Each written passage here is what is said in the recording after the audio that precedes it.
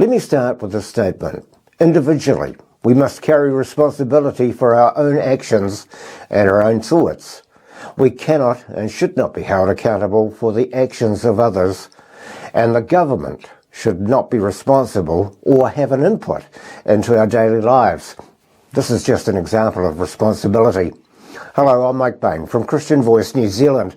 Responsibility. Is it just a word, or does it have some real meaning? And can someone else be responsible for your actions?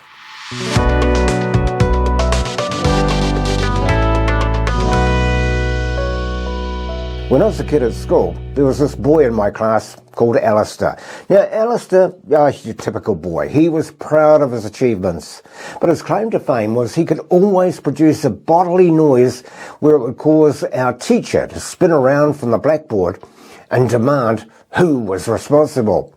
Alistair was, to say the least, loud and proud, but Alistair wasn't the only one who was loud and proud, as you can imagine. Others were just as noisy, and chaos would often erupt. But regardless of the ensuing evidence, which could be found elsewhere in the room, Alistair often found himself taking one for the team, but probably wished somebody else would stand up and say, hey, it was me.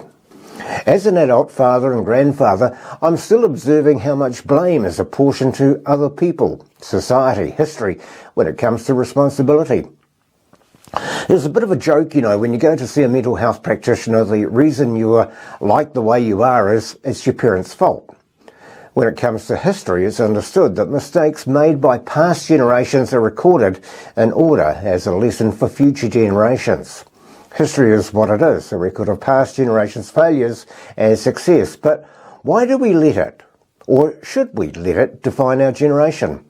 The past is the past. We can't change what happened either individually or as a nation.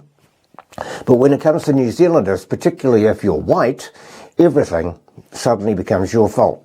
I think I'd be right in saying that growing up in post-war New Zealand as a child was not an easy one, as family violence was ripe, particularly in my neighbourhood and also my home. But I've fought to not be like my parents, and if I slip, I can't blame my parents for my actions. And I'm sure you'll remember the Greens co-leader, Marama Davison, blamed white cis males as being responsible for the high levels of domestic violence to women in this country. But fact-checking proved her wrong.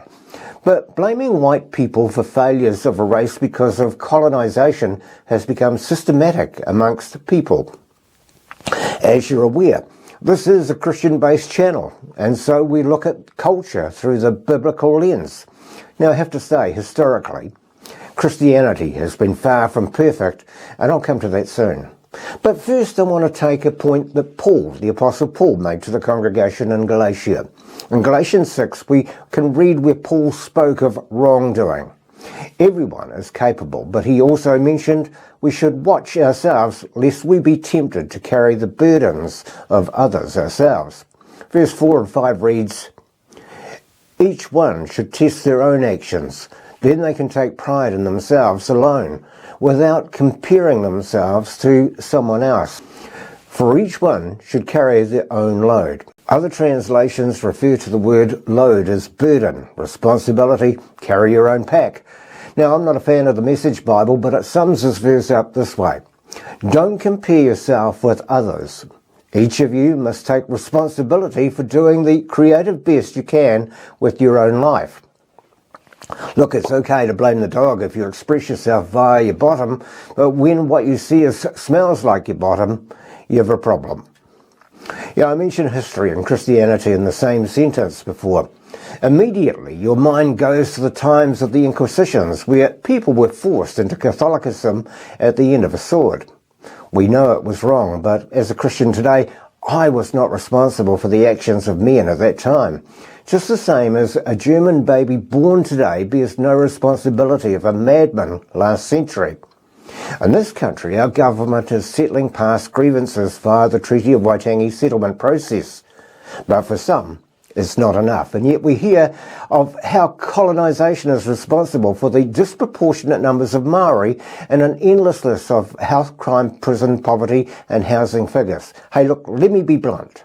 I'm a child of the last century, My family came to these shores near the end of the 19th century. They acted in accordance with the law, the conditions set out by the government of the day. As a family, we are not responsible for how Maoridom is today. We live and contribute to making New Zealand a great place to live. I was brought up to accept everybody and be proud that we could live in such a diverse culture. There was no them or us in society. We all had equal opportunity to carry ourselves forward, even if others chose not to. Now, some may feel I'm being naive or it's not that simple, but it is. We all have a choice in this country today. We can be like the Labour government and blame the previous national government and COVID-19 for everything which has gone wrong over the last couple of years.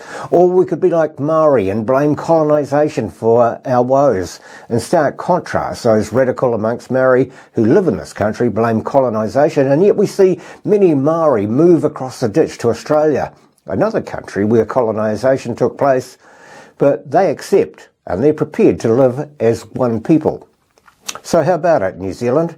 It's time to admit the past. That means both Pākehā and Maori, because history doesn't just show one race as wrongdoers.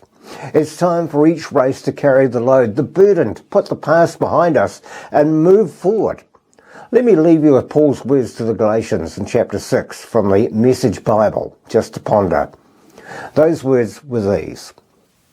Make a careful exploration of who you are and the work you've been given, and then sink yourself into that.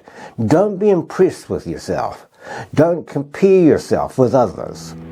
Each of you must take responsibility for doing the creative best you can with your own life.